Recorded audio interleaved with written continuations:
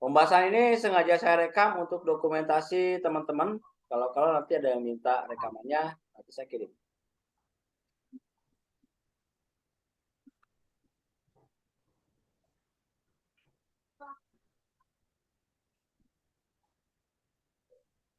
Udah terlihat ini modulnya? Sudah, Iya. Pak. Kalau ada Sudah, Pak. kesalahan penulisan nanti langsung dibetulkan aja di modulnya masing-masing. Iya, Pak. Saya bahas sedikit mengenai komputer ya, karena laptop itu sama-sama komputer gitu. Cuma beda fisik doang. Kalau laptop itu komputer jinjing ya, kalau komputer PC kan sekarang malah ada yang mini, malah bisa dimasukin ke dalam tas. Pengenalan sistem komputer itu teman-teman yang lain juga sudah pada tahu ya. Jadi sistem komputer itu terdiri dari hardware, software, dan brainware ya. Di mana hardware itu adalah perangkat komputer yang dapat dilihat, bisa dipegang gitu kan. Termasuk motherboard juga ini adalah hardware ya. Hardware ya. Nah, yang akan kita pelajari lebih inti atau lebih fokusnya di mainboard atau istilahnya MOBO ya. Ada yang bilang mainboard, ada yang bilang motherboard, ada yang bilang MOBO ya. Jadi hardware yang akan kita pelajari itu lebih fokusnya ke mainboard. Ya, bukan berarti komponen-komponen lain nggak penting ya. Bukan berarti seperti itu. Karena yang lain-lain sistemnya sistem modul. Harddisknya rusak, ganti dengan SSD gitu kan, di-upgrade. Iya, ya. Ya. Ya. RAM-nya rusak tinggal diganti gitu kan. Ya kecuali RAM onboard. Nah, ini udah jadi kerjaan kita nanti. Sekarang soalnya teknologi laptop sekarang udah banyak yang onboard RAM-nya. Iya. Kalau yang RAM onboard itu, Pak, yang susah nanti. Ya, itu kalau misalnya ada slot yang itunya bisa di disable itu. Tapi semua laptop mesti ada, Pak? Hanya sebagian aja, Pak, kalau yang RAM onboard itu disable-nya. Hanya sebagian. Hanya sebagian. Berarti kalau seandainya nggak ada maksudnya onboard power supply-nya itu nggak bisa Pak. Maksudnya yang disable onboard itu kalau misalkan bermasalah tuh RAM onboardnya, ya, seperti ada yang short di chip-chip RAM-nya yang onboard, ya itu bisa di disable gitu, ya. Nah, yang difungsikannya RAM offboard-nya gitu, yang lewat slotnya gitu. Oke, kita kalau brainware, nah ini brainware itu adalah orangnya gitu. Brainware tuh manusianya. Itu manusianya tuh dibagi beberapa, ada user, operator, ya, ada teknisi. Nah, kita termasuknya teknisinya gitu. Nah, di hardware ada perangkat keras nih, namanya perangkat proses. Nah, ini yang akan kita bahas nanti yang disebut dengan firmware. ROM. ROM itu kan isinya firmware gitu, ya. Ini. Iya, Pak. Firmware ini adalah file yang berekstensi biner ya, yang disimpan di dalam IC ROM atau IC BIOS. Nah, fungsinya adalah untuk mengatur kaki IC microcontroller.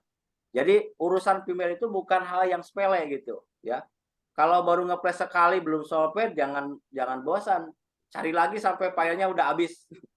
Sampai filenya Nanti nggak itu isinya cuman 010101 gitu aja, Pak ya. Betul. Firmware itu kalau Anda ekstrak itu isinya hanya 0010101. Makanya file firmware itu bin gitu. Ekstensi. Oh iya. Kalau Anda pernah kuliah, pernah belajar kalkulus, metode numerik, aljabar linier, itu banyak membahas biner gitu, ya. Banyak membahas biner. Begitu. Cuman kita bisa lebih paham ketika kita udah mempelajari tentang ilmu motherboard ini. Karena firmware ini penting sekali gitu. Bukan hal yang sepele.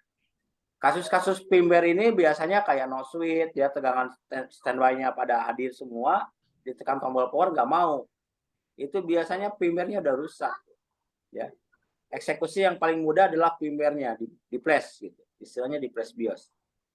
Kenapa? Karena firmware itu adalah file yang berfungsi untuk mengatur fungsi kaki IC microcontroller. Termasuk chip short bit dan not bit. Nah, saya akan menjelaskan sedikit dulu tentang komputer ya. Ya walaupun teman-teman sebagian besar udah pada tahu, tapi nggak apa-apa, saya jelaskan dulu sedikit ya. Teknologi komputer sebelumnya itu ada istilah CPU, yang tengah itu namanya CPU, ya, atau prosesor gitu. Nah ini yang sebelah selatan disebutnya short bridge, dibantu sebelah utaranya disebutnya north bridge. Ya.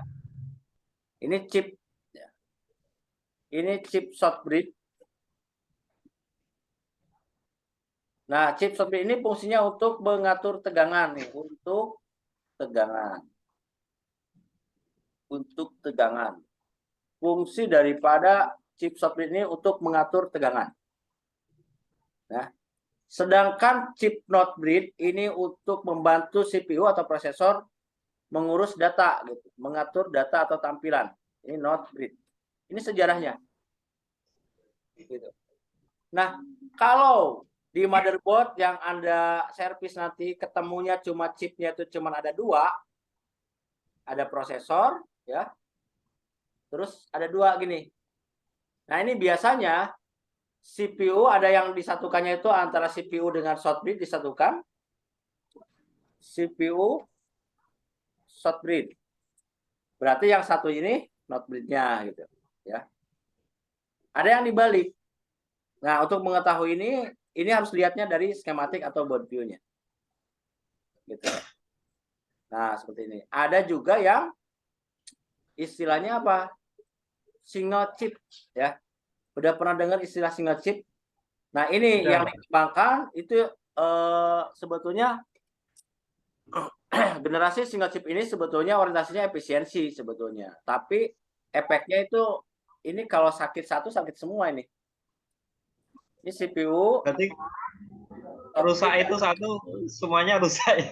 Ya, dan kebanyakan ini yang single chip ini banyak jebol nih, ya. Contoh kasus di Acer seri Z1401, 402 gitu. 02. Oh iya. Terus kalau di Asus itu S453M itu single chip. Itu kebanyakan bablas itu jebol. Ya. Gitu. Oh iya. Ini nggak tahan, nggak kuat. Sehingga Soalnya berat Pak ya. jadi gini, ibarat kepala sekolah, wakil kepala sekolah, pembina OSIS disatukan dalam satu ruangan gitu. Ya, akhirnya kurang oksigen gitu. Ya. Ketika kurang oksigen dia mudah sesek napas gitu kan. Begitu. Nah, efeknya kalau yang ini temperaturnya naik gitu kan. Ketika temperatur naik, itu kan ada batas yang diizinkan suhunya. Ketika dia keseringan melebihi batas yang diizinkan, maka protek dia, akhirnya jebol.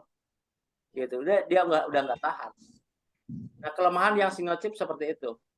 Pokoknya kalau beli laptop, walaupun yang generasi baru, kalau udah teknologi yang menggunakan single chip, udah siap-siap aja. Nggak nyampe 3 tahun, jebol ya. Mati. Gitu. Ya. Oke, ini sudah kebayang nih asal-usul komputer? Ya. Sudah Pak? Sudah ya. Jadi yang disebut dengan chipset itu ya ini, prosesor, short bridge, north bridge gitu. Ya. Itu satu paket disebutnya chipset begitu. Ya. North bridge itu untuk mengatur tampilan atau data, lalu lintas data itu diurusnya oleh north bridge. Kalau short bridge ini, chip ini khusus untuk mengatur tegangan gitu. Ya. Jadi penanggung jawab mengatur distribusi tegangan itu adalah short bridge, di bawah komandonya short bridge gitu. Kalau di sekolah itu kepala sekolah itu CPU-nya gitu loh, ya. CPU itu sebagai kepala sekolah kalau di sekolah nih, ya. Ini CPU itu sebagai kepala sekolah. Short bridge itu sebagai wakil kurikulum. North bridge sebagai wakil kepala sekolah bidang kesiswaan gitu kan. Sekolah itu kalau misal berprestasi yang muncul adalah siswanya gitu loh. Yang ditampilkan adalah siswanya. Siswa SMK 1 juara 1 bola voli misalkan. Siswanya gitu kan yang tampil. Kurikulumnya nggak tampil gitu loh. Ya. Nah, inilah short bridge-nya ibaratnya gitu, ya. Bisa kebayang itu analogi itu? Saya Bisa, Pak. sering mengilustrasikan seperti itu. Ini mohon maaf kalau agak bising nih, ada yang karaokean nih di komplek nih. Nggak apa-apa, Pak. Kedengaran ada yang karaokean nggak? Nggak denger. Nggak kedengaran?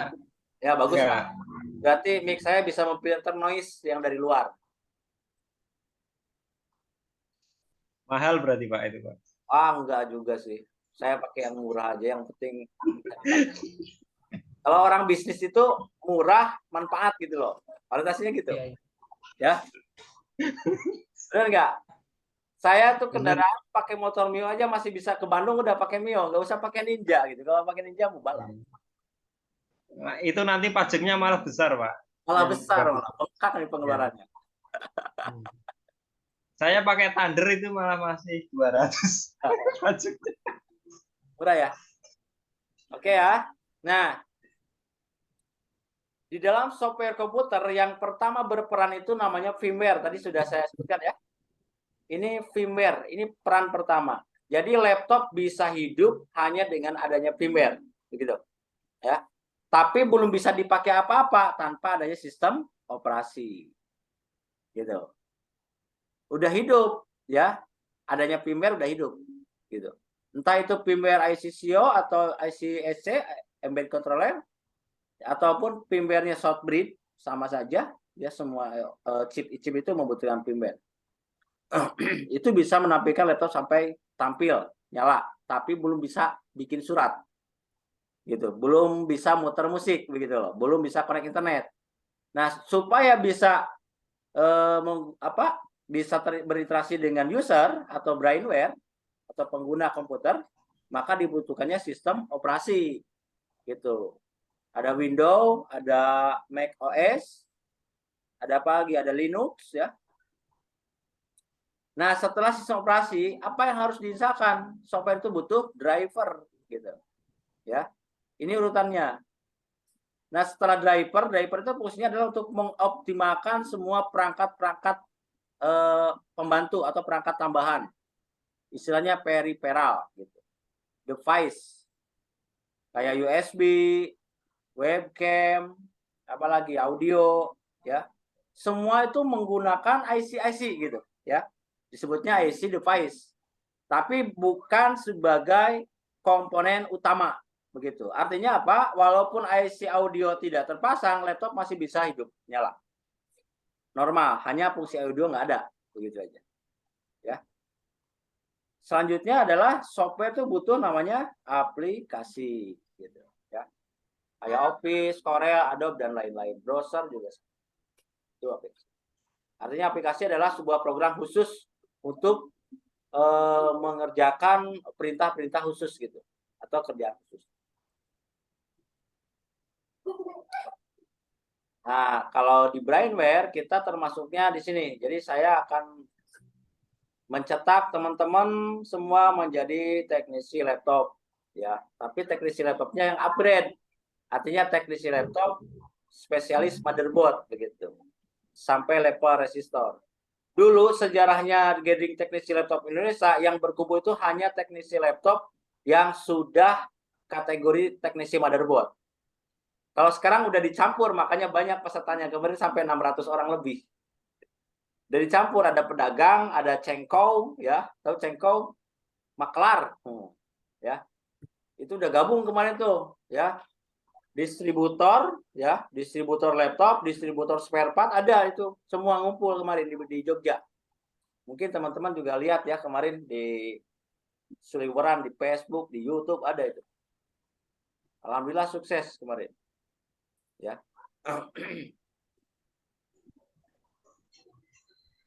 Oke, nah ini adalah urutan materi-materi yang akan kita pelajari, ya. Jadi dari mulai ekonomika dasar tuh kita akan mendapatkan pengantar kelistrikan, istilah dan rumus, sifat listrik, mengenal filter, komponen penyusun listrik. Termasuk komponen elektronika ini semua harus dapat. Jadi intinya dalam komponen elektronika yang ada pada motherboard ini, ya, atau pada umumnya komponen elektronika itu hanya ada 8 komponen ini. Yang ada di motherboard itu hanya ada 8 komponen. Di antaranya adalah fuse atau sikring, ada dioda, ada lilitan atau coil, ada kapasitor, ya, ada kristal, ada resistor, transistor, dan IC begitu. Jadi hanya ada 8 komponen semuanya. Gitu. Mungkin di kursus teknisi handphone juga Pak Ismail dulu pasti pernah diajarkan ini ya. Itu udah jelas, setiap elektronik itu pasti ya semuanya itulah Pak. Pasti diajarkan udah ya. Listrik, dioda, semua lah. Ya. Karena memang syaratnya untuk bisa baca skematik ini ya harus didapat dulu, gitu. Ya, ini harus didapat. Poin-poin setiap komponen ini yang dibahasnya, gitu. Ada kode, ada simbol, sifat sampai bentuk, begitu. Ini syaratnya kalau nggak tahu poin-poin ini, kita agak mustahil bisa baca skema gitu. Kodenya aja nggak tahu, gitu kan? Simbolnya aja nggak tahu, sifatnya nggak tahu ya kita bisa membaca ini seperti apa gitu, ya, begitu. Jadi kita harus dipelajari secara bertahap. Ya walaupun sebagian besar teman-teman di sini udah pada paham kayaknya, ya. Tapi ini Iskandar ini pernah dipelajari ini semua? Gimana Pak? Iskandar udah pernah dipelajari ini semua nih komponen elektronika? Belum Pak, belum. Lah katanya sampean udah pernah kursus kemarin dulu di. Ya Pak, udah suhu dia. Udah lama Pak, sudah lama. 2012 udah nggak pernah upgrade. Makanya mau belajar lagi Pak. Ya mudah-mudahan terulas lagi ya. Paham, iya. Iya. Oke, nah di analisa apa saja yang akan kita bahas? Itu pengantar skematik ya. Skematik, semua skematik ini semuanya dibahas di rangkaian-rangkaian. Ada separator, rangkaian charging, regulator, rangkaian on, semua dibahas. Ini. Sampai board view dan datasheet. Nah, kalau teknik-teknik ini kayaknya teman-teman udah apa namanya? Udah sering nih. Udah sering berjibaku dengan alat-alat tempur service blower, apa? Solder udah terbiasa nih. Oh, ini daftar-daftar distributor pelatan dan spare part ya. Yang murah-murah nih di sini nih di home bisnis nih murah, tapi ongkirnya lumayan mahal. Ya. Ini sumber-sumbernya. Kedepannya AJK Komputer ini PT AJK Komputer ini saya yang dirikan ini. Kedepannya saya akan stok peralatan sama spare part kebutuhan untuk servis motherboard. Doakan saja, mudah-mudahan anggarannya segera cair. Amin. Biar saya bisa nyetok banyak gitu loh. Jadi Ya, biar. alumni butuh apa-apa nggak kemana-mana gitu nantinya. Ya, betul Pak. Pak, saya butuh ini kirim. Pak, butuh alat ini kirim gitu loh tujuannya. Iya. Dan harga pasti terjangkau Pak ya. Ya iyalah, untuk alumni kan beda nanti. Sial alumni, ya. Beda nanti dengan yang di Tokopedia gitu. Kalau untuk alumni. Nggak perlu lagi konsumen, alumni aja udah cukup ya Pak. Iya. Ya, oke ya, itu cuma sekilas saja, nggak terlalu panjang. Ini peralatan-peralatannya. Kalau bahan-bahan ini juga teman-teman yang lain sudah pada kenal. Ya, ini peralatan-peralatan untuk menangani semua kerusakan motherboard ya, sampai ke chip. Jadi semua peralatan non chip yang tadi tambah ini BGA ya, BGA workstation, plat stencil, preheater, terus jig ya, tuas dokter gigi ini dibutuhkan semua. Kalau memang nanti kedepannya kita mau menangani sampai ke chip gitu ya. Tapi kalau saya sih jarang ini. Kalau udah kena chip, udah saya rekomendasikan ganti motherboard. Itu jurus auto sopet namanya. Iskandar senyum nih. Ngapain mumet-mumet ganti chip? Resikonya juga apa? Tingkat keberhasilannya 50-50 itu ganti chip itu. Bisa balik lagi Pak ya. Ya, kalau misalkan kita nggak berhasil, nggak sopet dengan ganti chip kita yang udah beli itu nggak bakal digantiin sama konsumen gitu. Iyalah. Sama Pak, kayak gitulah handphone pun gitu juga. Ya, benar ya Pak Ismail ya. Gitu. Jadi Sekarang para senior sekarang mesin BGA itu sudah jarang dipakai, Pak. Saya kasih tahu bocorannya. Udah kecuali penanganan laptop high class gitu yang dicas biaya servisnya include dengan chipnya itu 3 juta. Mau nggak? Kalau mau dia mau kerja. Itu bocorannya. Beli chipnya paling 500.000 ya. Tapi ada spare 2,5 juta gitu loh. Gitu kan? Artinya bisa beli chip dari gagal beli chipnya 2 gitu kan. Seperti itu lah. Kira-kira.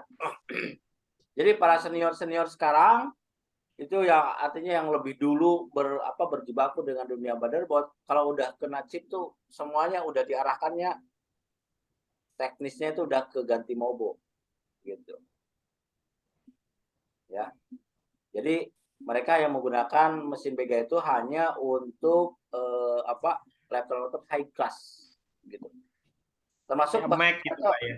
Ya, Pak Sugiarto juga kalau ngerjain chip itu pasti high class. Anda coba aja tawarin di Facebook itu motherboard high class yang mati total, X service juga, asal high class pasti ditawar sama Pak Sugiarto. Langsung ditanya berapa. Dulu saya jual Asus ROG 450.000 dibayar sama Pak Sugiarto. Ini udah chipnya udah kena. Tapi saya kasih tahu Pak, ini udah X service, chipnya udah kena, saya bilang. Udah kirim aja saya. Udah saya kirim. Yang penting jadi duit gitu loh. Saya belinya 500.000, jual mobonya aja, ya, mobo mati 450.000, jual layar 650, jual SSD, udah pokoknya jadi duit 2 juta lah. Ya, punya user, dibeli. Oke ya, kita masuk ke pengantar listrik nih. Listrik itu adalah rangkaian fenomena fisika yang berhubungan dengan kehadiran aliran muatan listrik ya. Listrik menimbulkan berbagai macam efek yang telah umum diketahui seperti petir, listrik statis, induksi elektromagnetik, dan arus listrik. Nah, jadi listrik dapat diartikan sebagai suatu energi yang memiliki unsur tegangan, arus, hambatan, dan daya atau power. Begitu. Jadi kalau kita ingat kata listrik, pikiran kita tuh harus langsung muter bahwa listrik itu adanya tegangan, adanya arus, adanya hambatan, adanya power. 4 unsur itu adalah satu paket yang tidak bisa dipisahkan dalam listrik, begitu. Ya. Maka saya tidak akan membahas terlalu detail mengenai elektron dan proton ya. Elektron itu secara atom itu namanya elektron. Elektron itu adalah listrik yang bergerak begitu, ya, atau listrik aktif begitu, ya. Kalau neutron itu adalah kandungan listrik yang seimbang antara elektron dan proton. Nah, istilah dan rumus. Jadi istilah tegangan itu atau voltage itu berat listrik ya. Disebutnya tegangan. Satuannya volt. Simbol satuannya V, kodenya V. Ini harus tahu semua ini. Tegangan itu istilah lainnya disebutnya daya sengat listrik. Ya. Daya sengat listrik. Semakin tegangannya besar, maka daya sengat listriknya semakin besar. Pernah lihat busi motor pernah? Busi motor itu mengeluarkan api toh untuk membakar bahan bakar yang dikompresi di dalam mesin motor, begitu. Ya. Sehingga terjadi ledakan di dalam ruang bakar. Dari ledakan itu mendorong piston gitu kan. Piston sehingga naik turun. Ya, dirubah gerak piston yang naik turun itu dirubah oleh poros engkol sehingga menjadi gerak putar begitu. Nah, yang saya bahas adalah listriknya. Kenapa busi itu bisa mengeluarkan api? Karena tegangannya besar gitu, ya. Itu bisa 20.000 volt yang dikeluarkan oleh kabel busi, ya. Dinaikkannya oleh apa? Dinaikkan oleh coil namanya. Oleh coil dinaikkan tegangannya dari tegangan baterai atau aki motor itu 12 volt, dinaikkan menjadi 12.000 volt, tapi ampernya kecil gitu. Kalau Anda pengen coba kena setrum 20.000 volt dari kabel busi, boleh. Tinggal dipegang aja ujungnya itu. Pegang ujungnya, ujung kabel busi itu ya, yang mau ke busi, pegang sama Anda. Tangan Anda pegang bodi motor. Lalu nyuruh orang tolong di starter gitu, ya. Insya Allah rematik sembuh. Saya Itu pernah. kalau nggak pegang bodi motor ada masalah Pak ya. Gimana? Kalau nggak satunya nggak pegang bodi motor itu nggak akan berefek ya. Tetap berefek karena sampean nginjak bumi, Kalau nggak injak ya. Tetap Pakai berefek. sendal. Sampean yang nginjak bumi, ya gitu. Kaki kita kan nginjak bumi tuh, kecuali kaki kita Iya. gantung atau pakai sendal yang isolatornya bagus lah, berbahan Soalnya karat. dulu saya pernah Pak, pernah apa itu namanya penasaran listrik itu rasanya kayak apa, tak pegang tuh Pak yang Ya. PLN 220 itu Pak. Hmm? Awalnya naik kursi dulu waktu kecil masih SD itu. Ya. Naik kursi saya pegang pakai apa itu obeng itu enggak nyetrum. Terus turun pakai sendal, enggak nyetrum. Setelah lepas sendal baru. Ya. Pas sendal pasti kerasa itu. Kenapa? Yang disebut kesetrum itu adalah tubuh kita terlewati listrik. Listriknya bergerak arusnya gitu loh melalui tubuh kita. Kalau pakai sendal kan nggak bergerak, stuck di dalam tubuh gitu loh. Contoh aja Anda kalau pakai obeng test pen, tahu obeng test pen? Yang ada lampunya? Sentuhkan ujung obengnya biasa ya ke terminal listrik kan? Iya. LN kan? Lalu pegang kepalanya atasnya, nyala toh? Nyala Pak. Nyala. Kalau kaki kita menyentuh tembok atau lantai gitu. Tapi kalau kaki kita digantung ya nggak bakal nyala. Karena sifat listrik itu adalah mengalir dari potensial tertinggi ke potensial terendah. Nah, potensial tertinggi nilainya tertentu. Kalau listrik PLN yang ke rumah-rumah itu 220 volt. Ya. Nah, potensial terendahnya disebutnya negatif atau ground. Gitu. Nah, ground itulah, lantai itulah, tanah itu adalah ground terbesar. Gitu. Suara saya terdengar nggak suara saya? Dengar Pak. Dengar Pak.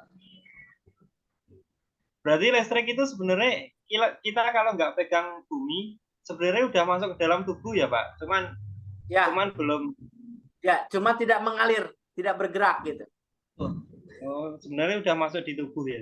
Ya, sudah masuk ke tubuh. Nah, nggak kerasa karena dia nggak bergerak ke ground gitu loh. Diem listriknya gitu. Nah, yang kerasa keseluruhan itu karena dia bergerak. Maka jalan ya Pak. Jalan, ya jalan. Arusnya berjalan gitu. Ya. Oh iya. Kayak misalkan Budi di tengah sawah ya. Di tengah sawah lagi hujan rincik-rincik tuh. Budi itu menjadi media paling tinggi daripada padi begitu. Ya. Maka ketika ada petir itu akan menjangkau Budi dulu gitu. Karena Budi dianggap paling tinggi. Begitu. Karena sifat listrik akan mencari jalan yang tercepat dan terdekat dengan dirinya untuk menjangkau ground atau negatif. Begitu. Maka listrik kalau berteduh di bawah pohon itu gimana Pak? Waktu banyak petir itu bahaya. Jangan bahaya. Tetap aja kita lewati itu. Pohonnya kan menyerap air dari bumi. Ya kalau pohonnya kering nggak masalah. Itu kan pohonnya menyerap air itu di dalam tubuh pohonnya itu ada airnya.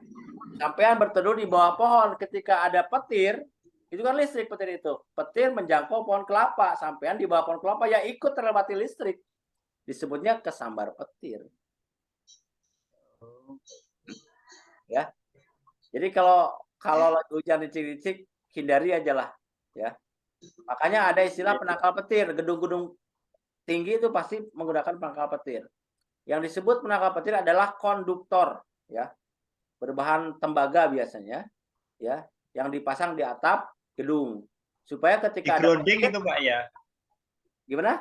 Di grounding ke bawah ke bumi ya Pak ya. Betul, di grounding ke bumi. Kenapa? Karena tapi kalau ada orang di dekatnya penangkal petir itu apa ya kena efeknya ke tubuh manusia? Ya kalau dipegang ya terasa, Pak. Enggak, Kalau nggak dipegang ya enggak. Kenapa? Karena kalau kabel penangkal petir itu kawat yang besar, Pak, sehingga dia kuat dilewati listrik yang besar gitu loh. Ya. Iya. Nah, yang terjadi kebakaran itu karena ada yang seperti ada korslet, ya. Kalau atau kabel penangkal petirnya kurang kuat atau kurang besar, itu menyebabkan kebakaran. Begitu. Hari ini pertemuan pertama 2 sesi ya. Nanti setelah ini saya undang lagi, ya. Karena efektifnya baru sesi 2, nanti sama sesi 3. Sesi 1 itu masih persiapan Zoom. Masih ospek, Pak ya. Sesi 1 masih ospek. Ya, Pak Ismail ya. Ini pengantar listrik ini adalah pondasinya teknisi motherboard laptop. Ya. Anda harus paham ini. Gitu. Kalau belum paham ini nanti belepotan nanti di selanjutnya. Ini benar harus paham.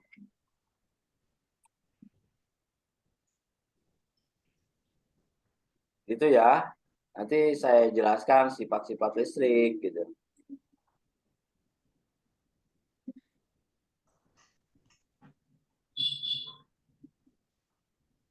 Jadi listrik itu mengalir dari potensial tinggi ke potensial rendah, dan listrik berguna jika mengalir melalui beban. Ya. Catat di modul, listrik berguna jika dia mengalir melalui beban. Contoh, listrik mengalir lewat lampu, berguna nggak listriknya? Berguna kan, lampunya jadi cahaya gitu. Berubah menjadi cahaya. Kalau listrik mengalir dari positif ke negatif langsung ketemu, itu tidak bermanfaat. Namanya korslet. Ya, ya, benar nggak? Iya, Pak. Iya, Pak. Ya. Potensial tertinggi disebutnya positif, potensial terendah disebutnya negatif. Negatif itu sering disebut ground. Ya. Pernah lihat konektor ini? Adaptor? Adaptor itu cuma 2 kondisi, positif dan negatif. Negatif. Yang negatifnya terhubung ke ground, yang positifnya nggak terhubung ke ground. Gitu. Jadi listrik itu hanya 2 kondisi, positif dan negatif. Oke, kita lanjut di sesi 3. Break dulu 5 menit ya. Nanti undang. Iya, Pak. Ya. Tadi udah di record ini belum ya? Oh, udah.